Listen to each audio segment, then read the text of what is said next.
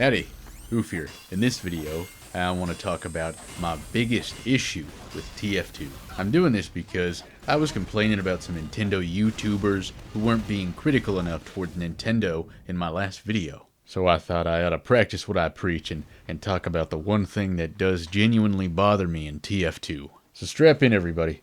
Things are going to get bumpy. TF2 is great.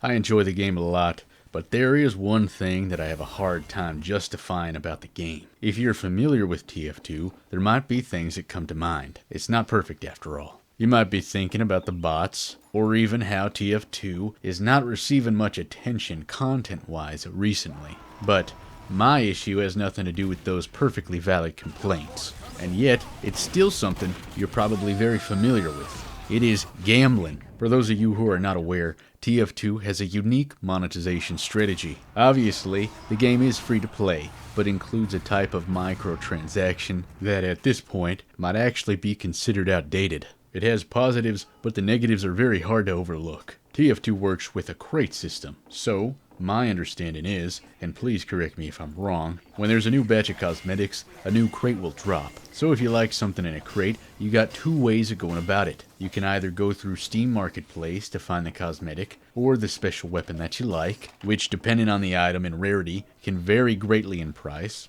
Or you can gamble. By paying $2.50 for a key, you can open a crate with the chance of getting whatever it is you want. And again, depending on what it is you want, the chances can vary greatly. But before discussing why this is so bad, I do want to say that unfortunately, gambling can be fun. If you've ever seen a video of someone opening a crate and getting something rare, you might think it looks fun and want to try it for yourself. But that's where things can go bad. I'd like to think that most people can be responsible and enjoy something like this in moderation without letting it get out of hand. And I don't know much about gambling addiction, but I do know that people get addicted. So what makes me so uncomfortable about all this is the fact that kids play TF2.